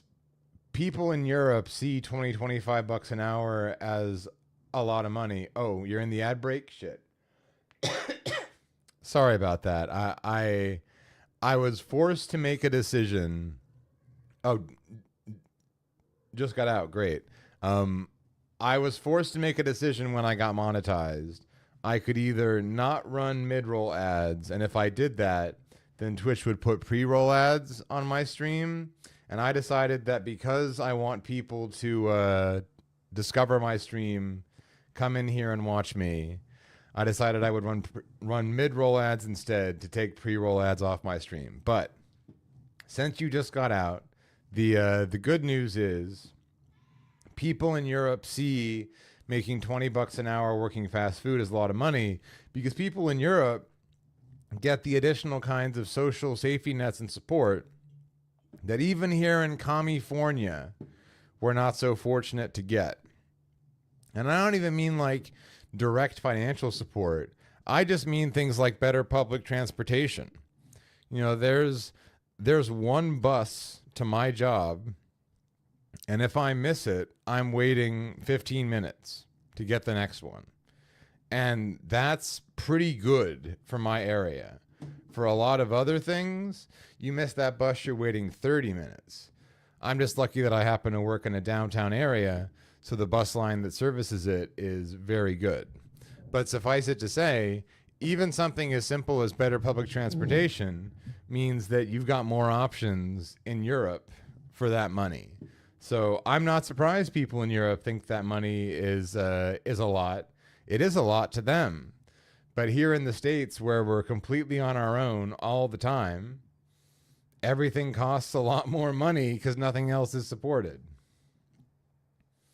But yes, it definitely did a number on my mental health, and that's why I love streaming so much, because in the same way, getting laid off from a cushy 6-figure job and then not being able to find another one can really fuck with your sense of self-worth. In the exact same way, having a stream where people will actually pay to support you because they like your content, that's the opposite. That's incredibly validating. And I call it California as kind of like a wry dig at the more right-leaning parts of this country that see, I almost called it California again, that see California as like some kind of left-wing bastion. They're like, oh, it's a Democratic stronghold. They've got a Democrat governor. They've got Democrat senators. They've got a majority Democrat House of Representatives delegation. That must be the most blue, left-wing, communist state in the entire United States. California. When really, California is anything but. Our entire state is held captive by two significant capital interests. The first, everybody knows, tech. That's why our governor vetoed an AI safety bill, and that's why our governor did not support SAG-AFTRA when they were striking against AI for better working conditions, and by landlords, by property owners. That's why my state's governor personally, like gruesome Gavin Newsom in person, went down to a homeless encampment and like kicked someone out of their tent and stole their belongings and threw them away. Like, Democrat governor, gruesome Gavin Newsom said, okay, Jack, you know, the police work hard, but I work harder. I'm going to go down and personally ruin an unhoused person's life. Like, that's some cold, despicable shit. But if you talk to anybody that lives in Louisiana or Alabama or Tennessee, where my family's from, where my mom was from Cleveland, Tennessee, and let me tell you, they'll call where I live California any day of the week. And homelessness in Cali is getting out of control, specifically because we decided to create a capitalist market, a marketplace centered on housing, where the line must always go up. Home values must always go up. What if you don't own a home? Well, that's how you end up on the road to being homeless. And we can't guarantee housing for those who need it. We can't use any of the hundreds of thousands of empty homes and apartments in this state to house the unhoused, because that would devalue the property that is owned by property owners. And I know some property owners that I know are very nice people. In fact, the fact that I can live where I am right now, living within these four walls, this is by the grace of a friend of mine who owns property. So I can negotiate with him on how I can afford to live in a house. Because I can tell you, at my current wage, at my current job, my current revenue, I would not be able to pay rent in the conventional sense.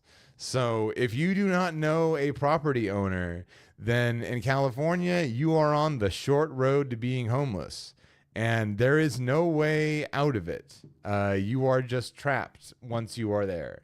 And so that's why I laugh when I, talk to my relatives who are like, you live in one of those Democrat-run states. I bet they send you a check in the mail every month. I wish I had that. Brother, I wish I had that too. I wish they did send me a check in the mail every month. Holy shit. Yeah, it is scary. Like, it's that kind of thing where American exceptionalism, that individualistic spirit that defines the American character, has gone so over the deep end that you are truly on your own unless you have kind people in your life. And there are so many people I know in my own life that are very kind to me, that I would not be able to be here streaming without their support. Like, that's what I like about my life right now. I'm getting a lot of very kind support on my stream, in my real life, not even from my family per se. I'm getting way more direct financial help from my friends from college, from my ex-colleagues at my previous places of employment, and of course from viewers here on my stream than I even am from my own family, because that's kind of how America works. Once you're 18, you're on your own. Gotta find a way to make it work. And I owe this stream having the meager amount of success it does, thanks to these lovely people, Talius and Nevatel, for helping to share my stream with their community and get me on the map. And so yeah, that's also why I like watching their content on stream, because even before they helped boost my stream, I was a huge fan of them. I've been watching T&E for like 6 or 7 years. They're genuinely really amazing people. And I were getting serious. Yeah, seriously. We got together in I can't ever remember the exact date we went on our first date or the day we met, because our first date was the second time we met.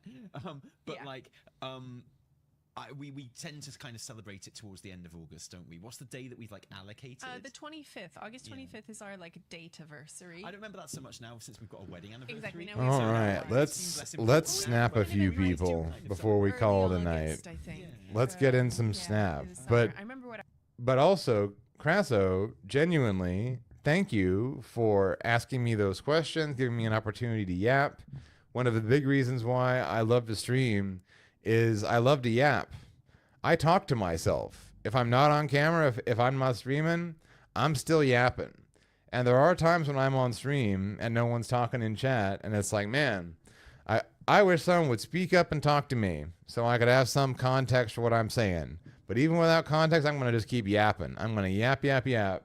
And hopefully the folks that are watching and lurking and not chatting, they'll be like, yeah, I love this yapping. But I love interacting with chat. So thank you genuinely for your interest, for your questions. It's always great to see you here. I remember you followed a while ago, and it's good to see you again. I think you're like the only person that I didn't see drop in for my big 16-hour banger yesterday. But with the Warcraft Direct going on at 10 a.m., I didn't want to go live for the Warcraft Direct and then go offline and then come back for my usual stream a few hours later. I figured, whatever. I'll just send a big beefy stream. And it was so gratifying to see all these different people from my community.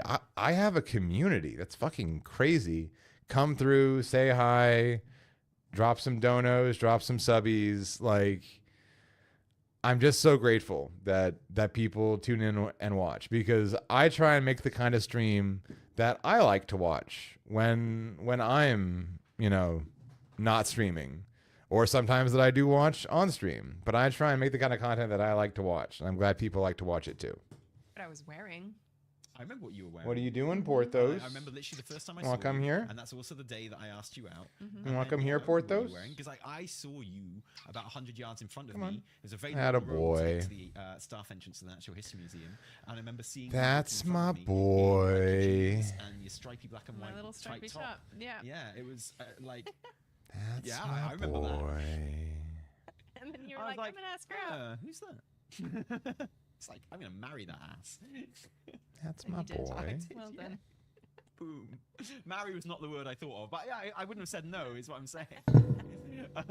And like, here I am. Now I get to walk behind you. I love and all sleep. 4 of the Oh, we're going Musketeers, upstairs. And going upstairs Yeah. every single but I night love and them tap in your bum, very and different lucky me, ways. Lucky me. So And yeah, I love that I Porthos's don't know coat what I is was just wearing. I think I so used to go and wear my soft. It's like uniform, so- velveteen. I think I remember that. Yeah. He's like I my remember little your rosy velveteen cheeks. kitty. I remember you, It's because I just run after you. I literally remember you My talking sweet to me, and I boy. kind of like, and you talked for a while, and then you started talking about Shakespeare. You literally started talking about Shakespeare, and like this is like the first conversation, and I was like, yeah, and I kind of like zoned out a little bit, was just like nodding and looking at you, and I was like, this kid's got- Template for our entire relationship. got- Well, you know he's why got that nice was, teeth. don't you? Sorry, I have to embellish on this little tangent we're going on here. So it's like that episode of Peep Show. I think I lost where, this one. They go back to their old university, and Mark is pretending to be a student because there's this girl he fancies. Yeah. I think I actually got the W. Flat, and she's like, "Oh, I'm really tired. Let's not do anything. Let's just Yes. Go." And he's like, and it's like, we can go for a proper date. Victory. Or something. We've got the whole next 3 years, and he's like, "No, it has to be now." It's like he has to go back home. Like he's not really a student there, right? Yeah, So, yeah. and it was like that thing where I knew it was my last day in the museum. It was your last day So of work. I wouldn't have asked you out had it not been my last day, Mm-hmm. right? And I was like, look, I'm never gonna get a chance to do this. Fine, fuck it. And I ran after you, and I stopped you, and I was like, we cannot continue. In my head, I was like, we cannot continue this conversation any other time. This is my one shot. Like, if I don't secure like this girl taking my number right now, then it's literally never gonna happen. I've heard Tally So, tell this story you know, like a dozen times, but I kind never of get tired of made a it. pitch, right? I'm a romantic. It's like I love You that did. these It two was found definitely each a other. pitch. It was It's like so 10 minutes of just adorable. the They're That's so not perfect for each true. other. No, it was lovely. That I is really not enjoyed it. true. I really enjoyed it. No, obviously I enjoyed it because look where I am. Oh, definitely. Anyway, sorry to. Oh yeah, like back in high school, back in college, everyone's always been out for themselves. That's the quintessential American perspective. And when I went to high school, I lived in like a beach community, right? Like it's a bit of an old show, but there's this old kind of soap opera show on Fox called The OC, short for Orange County, The OC. That was basically my high school. Like that show was basically a dramatization of my high school. So you better believe there was a lot of individualistic mentality even there. to rehash that And one. little did you know, you'd spend the rest of your days getting covered in champagne, sweet just boy. running down your face. Anyway, right. So yeah, it will be fun to do it and remember our first date. Porthos is so funny because in some ways he's more aggressive than his sisters. Like right now he's literally gnawing on my knuckle. Like it's a little thing for him to gnaw on, but that's actually my flesh, sir. You're at the risk of hurting me. But he's not hurting me. He's only very gently gnawing on my knuckle. And now that I've said that, now he's giving my knuckle little licks. He's giving little licks on my knuckle, like sorry if that was too hard. Like what a silly little boy. Experience, like, because that was part of our courtship, right? Yeah. We used to go around your flat, and we would level together Yep. in Mr. Pandaris so that you could get the recruiter. It's the reason I started that new account, my know. third WoW account, Yeah, it was great, and I want to go back. Like, I want to do Siege of Orgrimmar properly. Like, I want to, I want to do it with our guilds. That's the thing. I want to do Pandaria Classic with our guild, and that's gonna feel really good. Yeah, it's gonna feel awesome. It would be fun to go back to, because that's when I started playing Disc Priest as well. Was more. I'm a bit less bullish on Pandaria Classic. I never got a chance to do Mists of Pandaria when it was current content. I played the crap out of Pandaria Remix on this very stream. In fact, I think pretty much every stream in July was a Pandaria time running stream. I absolutely beat the brakes off of Pandaria Remix. I got my fill, and I'm good. I'm not gonna need to go back for Pandaria Classic. I'm good, actually. That's fine. No 2 drops. What a bummer.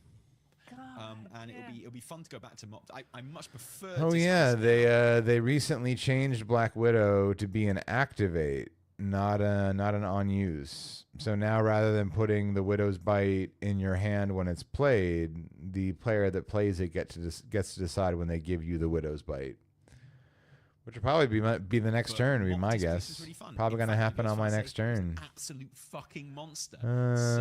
Yeah, let's.